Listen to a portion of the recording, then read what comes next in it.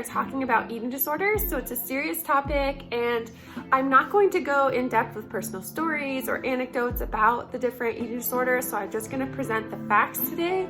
And if you or someone you know is struggling with an eating disorder, I would warn you that you don't even have to watch this video. It's not going to impact your class performance negatively if you don't want to. And also, I'm putting up some resources on the screen that are resources at UVM that can help you if you have an eating disorder. So please do not watch this video if you think that talking about eating disorders is going to trigger you into behaviors that you're working on or that you would not like to think about.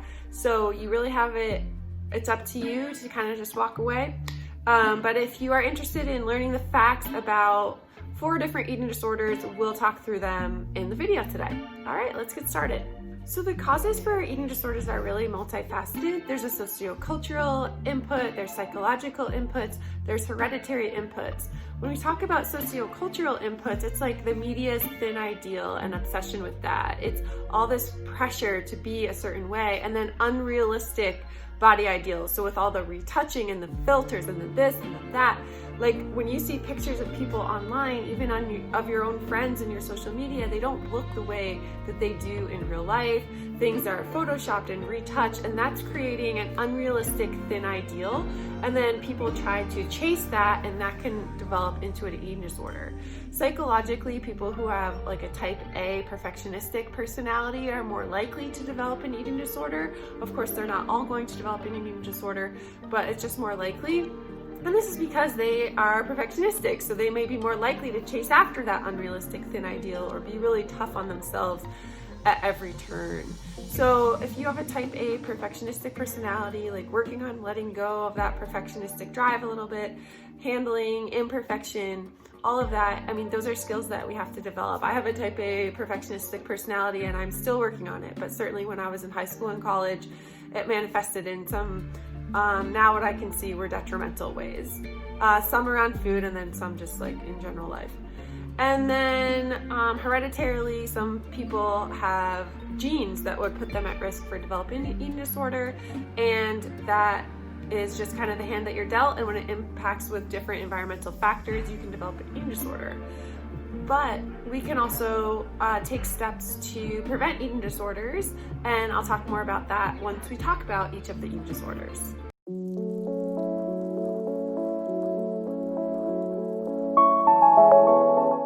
The female athlete triad was red S or not eating enough, having energy deficiency, and then having bone consequences and menstrual function consequences. But there are other symptoms to this more broad syndrome of not eating enough and being quite active, including lower immune function, issues with gastrointestinal functioning. You can have cardiovascular impacts, psychological impacts from not having enough energy are wide-ranging, including developing weird relationships with food and also just feeling angry, depressed, anxious. Your growth and development is impacted if you're not eating enough energy.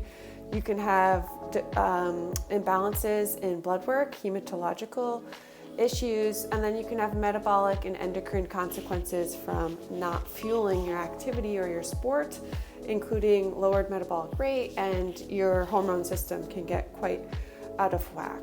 So any of these symptoms, if you're an athlete, even if you're not a varsity athlete, but you're a serious athlete in some other way, make sure that you're eating enough to support that activity and that you're not experiencing these other symptoms, which might indicate that you're not quite fueling your activity properly. The consequences of red S or not eating enough to fuel activity include, in fact, decreased sport performance, so decreased muscle strength, decreased endurance performance.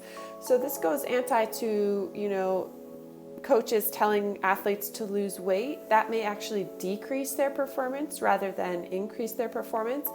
We shouldn't just assume that everyone in a certain sport has to look the same way. You can also have increased injury risk when we're not fueling ourselves appropriately. We see this a lot in gymnasts and runners where they lose weight, they're not eating enough nutrients, and then they end up with stress fractures from repeated pounding and no proper nutrition. Decreased training response, so you just don't respond to your training very well, so you're not getting better, you're not getting faster, because you don't have anything left to give.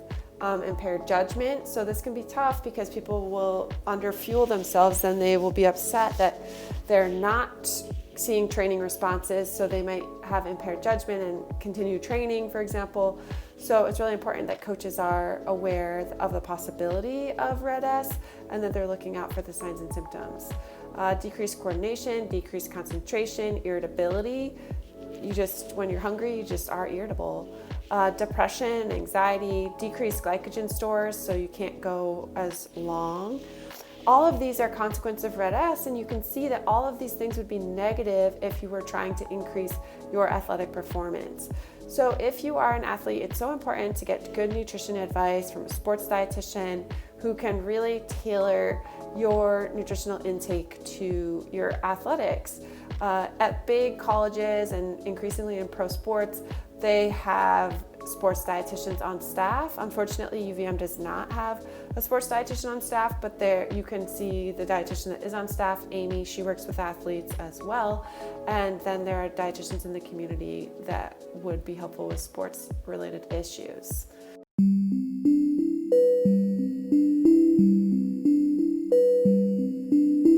So anorexia has particular criteria for a diagnosis of anorexia because it is listed in the diagnostic manual, the DSM, for psychiatric conditions. So anorexia, bulimia, and binge eating disorder are all in the DSM, and that means that they are psychological conditions that involve eating. But just going to a dietitian to fix them is not going to fix them. They need to be approached with a team. So you're going to have a dietitian, a psychologist or social worker, and a medical provider on your team if you're going to recover from something like anorexia.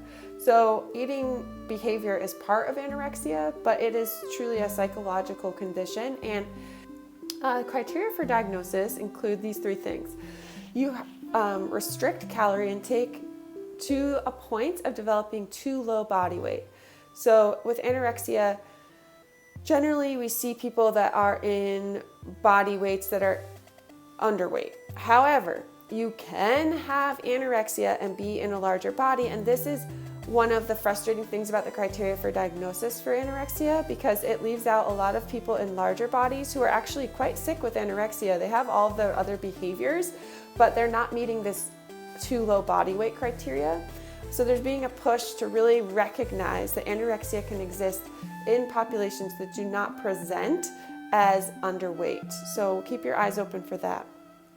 The second criteria is that you have an intense fear of body fatness or weight gain, even though they're underweight, or even any weight. Having an intense fear of body fatness or weight gain is a criteria for anorexia.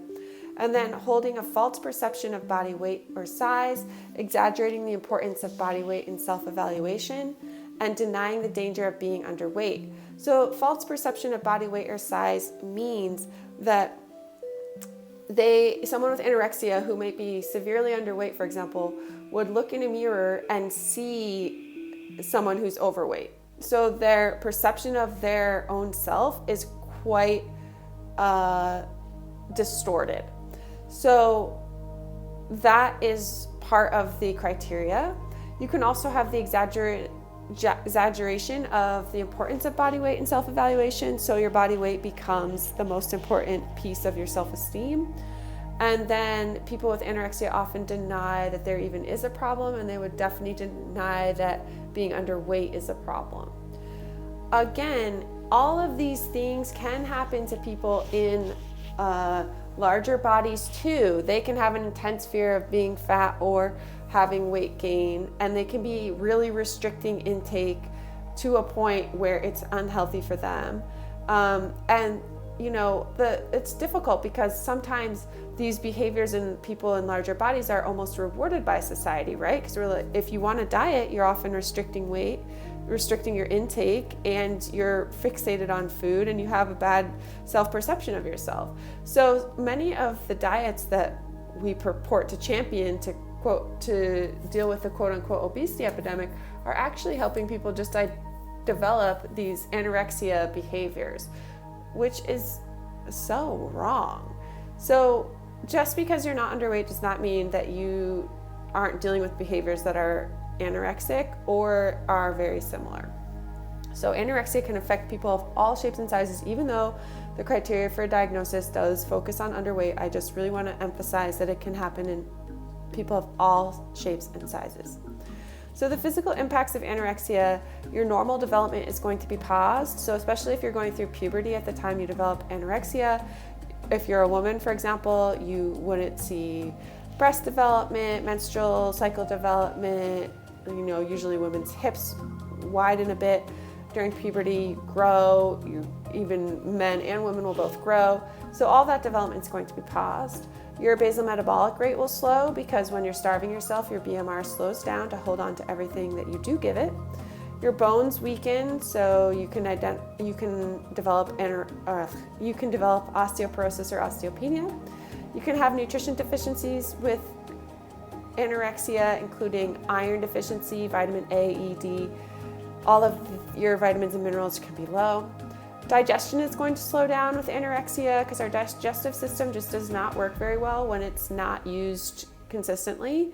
And our absorptive surfaces are going to decrease. So even when you do eat something, you're not going to be able to absorb all the nutrients that food would have. So this is not helpful for healthy, happy people. Your heart can weaken with anorexia because the heart is a muscle. So if you are continually starving yourself, you're going to end up using the protein in your muscles for calories. This is not how we want to be using protein and muscle protein, but it is what our bodies will do in periods of starvation. And since your heart is a muscle, once you've used up all the protein at all the other muscles, you're going to start using your heart muscles, and that can lead to, obviously, death. You can also have fluid and electrolyte balance issues with anorexia, which again can lead to cardiac arrest. And this is why anorexia is one of the most dangerous psychological conditions because of these effects on your heart. Your brain mass decreases with anorexia, nerve impulses are impacted, and insomnia is really common because of these impacts on your nervous system. You also can develop fine hair growing all over your body because it's your body's attempt to keep warm. And then you have a decreased sex drive because you just don't have anything to give to that. So what do we do for anorexia treatment? Well, the treatment is two-pronged. There's a medical aspect and there's a psychological aspect. That's why you need a team of people treating anorexia. One therapy that seems to be somewhat effective is cognitive behavioral therapy. And cognitive behavioral therapy has people really confront irrational or unrealistic beliefs and views and kind of reprogram their brain. So when we talked about people with anorexia having distorted body image, so a therapist would work with them to really confront that. Or they have a fear of fat, so the therapist would work with them to confront that. Well, like, what is that fear of fat? What do you think is going to happen? Is that realistic? Do you really believe that if you eat fat, you're going to gain 100 pounds? Those type of confrontation. So identifying a belief and then confronting the belief. Cognitive behavioral therapy can be quite effective for many psychological conditions. I've done a bunch of it for insomnia in the past, and it is really interesting therapy, and it is one of the therapies that centers that deal with eating disorders will use. And anorexia treatment can include hospitalization or a live-in residential facility or outpatient work, and that's just going to depend on the patient, so what the patient prefers, and also the severity of the disease. So if the person is in real danger, has been dealing with anorexia for quite some time, it's very entrenched, and has a lot of medical and psychological impact, then hospitalization might be what needs to happen. But for someone who is not in as grave danger, you could go to a live-in facility, a residential facility, or even do outpatient treatment or family therapy. So all of these options are just dependent on the patient. And then unfortunately with anorexia, relapse is really common. It is possible to overcome anorexia or any of the eating disorders but relapse and periods of relapse are common. So expecting those and trying to head those off before they really happen is part of anorexia treatment.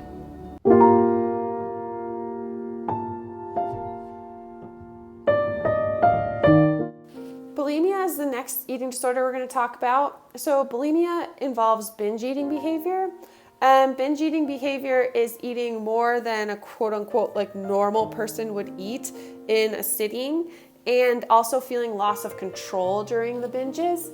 And what's important with bulimia as well is not only do you have this binge eating behavior, but you engage in compensation behaviors. And compensation behaviors are things like throwing up, using laxatives, over-exercising, all of those, starving yourself after, all of those are compensation behaviors. So I think the classic compensation behavior with bulimia is throwing up, but that's not the only one. You may know people that binge eat and then exercise ridiculously after they do that. So exercise can absolutely be a form of compensation. To have a diagnosis of bulimia, you need frequent binges and compensations, and that's defined as at least one time per week for 3 months.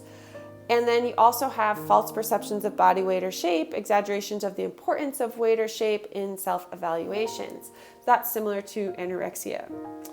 Physical impacts of bulimia, you have fluid and electrolyte imbalance because mostly if you're engaging in laxatives or vomiting, you'll have fluid and electrolyte imbalance, but potentially over-exercising too.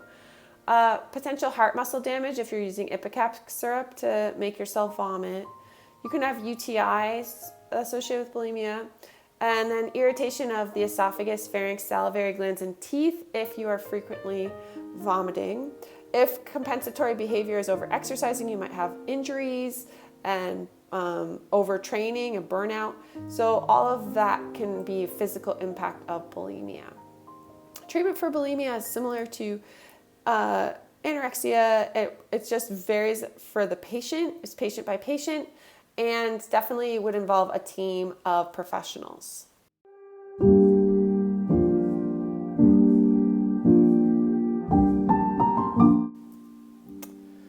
Next up, we have binge eating disorder. And the criteria for diagnosis of binge eating disorder is binging without compensatory behaviors. So the same binging behavior we see in bulimia, but there's no compensatory behavior. And the binge eating is associated with eating much more rapidly than normal, eating until feeling uncomfortably full, eating large amounts of food when not physically hungry, eating alone because of feeling embarrassed by how much one's eating, and feeling disgusted with oneself, depressed, or guilty after. So you have these large eating episodes and then feelings of guilt or shame. And the health impacts of binge eating disorder include weight stigma and weight cycling, because you go through these periods of binging and then not. And luckily, binge eating disorder is probably the research shows it's the easiest to treat or the easiest to overcome. So there's been good treatments for binge eating disorder, again with a team of professionals.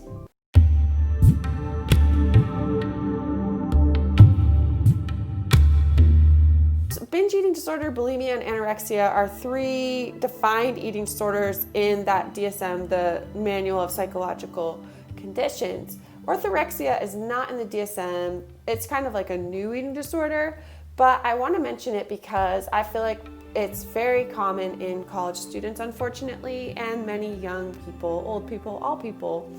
But orthorexia is a fixation on righteous eating, and that means an unhealthy obsession with healthy eating. So you're fixated on food quality and purity, like everything has to be whole foods or not processed foods or organic foods, things like that. And your self-esteem is tied to the degree of clean eating. So you only feel good about yourself if you've been able to maintain this clean eating. This fixation can become quite restrictive because you're going to cut out more and more food groups. Maybe you cut out carbohydrates, or you cut out gluten, or you cut out milk, or you cut out meat. So all of these, if you start cutting out everything, you're really restricted. And then people with orthorexia spend hours thinking about what food might be served at an upcoming event. So like if you are going to a party or out to dinner with a friend, you don't just look at the menu because you're like, oh yay, I'm going to this cool Mexican restaurant, I can't wait to see what's there. You look at the menu to see, is there anything safe for me here? Is there anything that I can eat here? And if there's not, you might even cancel and not even go out at all because it's too stressful for you to deal with the food. And that's when it's really kind of starts to close in on people, when they can't engage in social activities because it's too stressful for their food regimen. People with orthorexia are also highly distressed when safe or healthy foods aren't available. And following many healthy or wellness-oriented accounts on social media is another sign that you might be dealing with orthorexia. So orthorexia is very, I'd say, pretty common, especially in diet culture, because many of these things that people with orthorexia do are held up by the wellness diet or diet culture as positive developments and healthy things to do. A note on orthorexia, because there's nothing wrong with quote-unquote healthy eating. Like, even in the intuitive eating principles, you'll learn that the last principle is gentle nutrition, which roughly equates to like what most people would call healthy eating. So there's nothing inherently wrong with healthy eating, but orthorexia is like healthy eating taken to an extreme where it's really dominating your life. So if you are feeling like you have like an inordinate focus on food and it's just taking over all your thoughts, that might be orthorexia.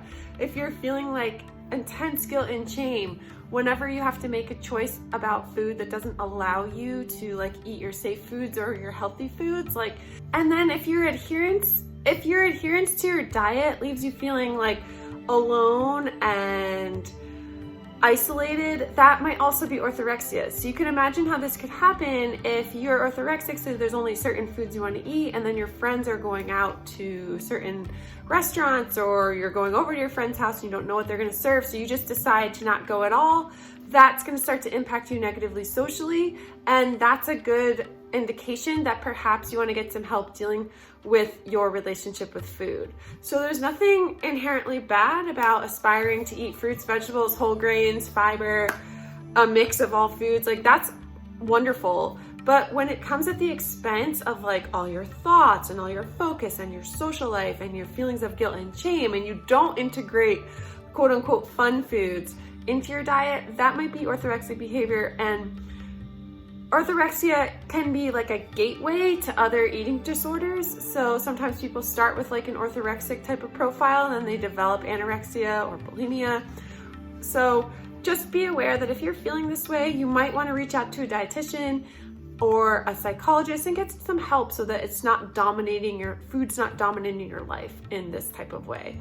And I agree, like nutrition interested people, it is hard sometimes to see the line between orthorexia and just being interested in nutrition and wanting to, you know, treat your body the best. But I think that we all can understand when we've gotten to a point, or maybe our friends can reflect to us when we've gotten to a point where like our relationship with food is really just taking over our life in a negative way.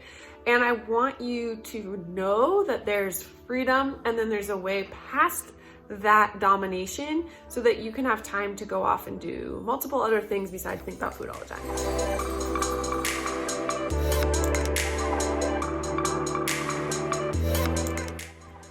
Alright, so we're going to end the video by talking about a few ways that you can prevent eating disorder development, because it would be really great if we prevented eating disorders from happening so you didn't have to get into treatment and you never had to have the eating disorder in the first place.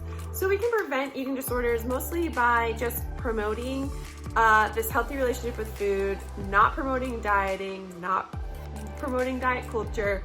So anytime that we can promote the eating of all different foods, of inclusion in our diets, no fad dieting, the more that we can promote positive body image and the idea that there are a variety of sizes people come in and they can all be healthy sizes, that's going to help decrease the development of eating disorders in our society. On a personal level, if someone is seeming to be prone to eating disorder behavior, working on underlying issues. So often eating disorders will develop for people when like they feel out of control in the rest of their life, and then food becomes something that they feel like they can control. And so working on all the rest of the life that feels out of control and having strategies to help you in times of anxiety or high stress where things feel overwhelming. So having a psychologist or a social worker, a therapist that you're talking to, having meditation or yoga or just mindfulness strategies that bring you back to the moment and help you calm down and feel in control, those types of strategies can help decrease the development of eating disorders. Developing healthy relationships with movement in our bodies and healthy relationships with food as we're growing up. So if you're a parent, it's just so important to not really focus on food with your child. You provide like what, where, when perhaps the child is eating, and they tell you how much they want to eat, and they can tell you when they're hungry and you can respond to that hunger. So I think that growing up, many of us probably had parents who were very well-meaning, but perhaps had their own issues with food that then kind of projected onto us, or we might project onto our children if we have issues with food. So getting straight, if you're a babysitter or you're going to be a parent someday, on how you're raising your child around food and just trying to keep things neutral. I know parents who are intuitive eaters, and you know, one of the things with intuitive eating is that all foods are equal. So they will actually serve dessert with the meal, and the child can eat whatever they want. So they might eat the dessert, they might eat the carrots, they might eat the fish, who knows? But they serve dessert with the meal because all foods are supposed to be equal. So why is dessert getting this like held up spot at the end of the meal that you have to like earn by eating all this food in the meal? And that's a really interesting strategy, is just like equating all foods by just giving the child access. This is what you have access to. So like brownies never become a big thing for them because they just think it's part of the meal, not a big deal. And they eat it sometimes, they don't eat it sometimes. I know parents struggle throughout that journey sometimes because, you know, brownies taste really good, and broccoli, broccoli brownies, it's, you know, not that tough to see which one tastes the best. Although broccoli can be really good if you roast it and you do all these things.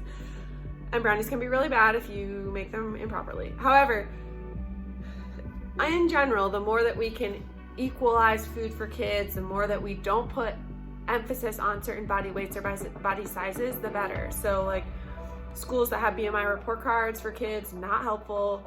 Schools that have like special programs for kids who are overweight, not helpful. We want all kids to be developing these like healthy relationships with food and movement. And starting that young is really a way to prevent eating disorder development.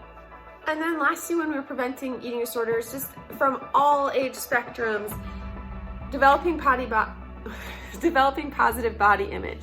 So developing a positive relationship with your own body. And this is hard, you know, some days we might feel like our body is not how we want it to be, right? Like we're not perfect humans. So some days we're gonna have tougher body days than other days. But when that's happening to me, I think, oh, think about how powerful my legs are. They let me go for that run. Like they powered me through that whole run. That's awesome. Or like, think about how strong my core is. Like it allowed me to do gymnastics for so long, and it allowed me to swim and all this core stabilization work. Like thinking about what your body can do. Think about your brain. Oh my gosh, it's letting me listen to this lecture. Think about your brain and how it allows you to sleep and chill at night, or your personality and how your friends laugh at your jokes. Like thinking about things that your body is giving to you rather than in areas that you're unhappy with can really help develop positive body image.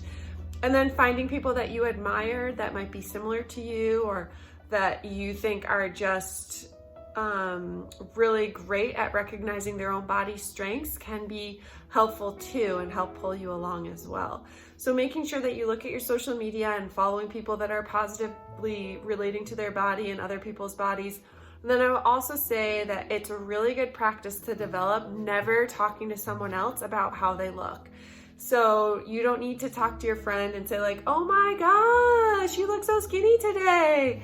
No, we don't need to comment on people's weights. It's just not necessary, and it can be so detrimental to people.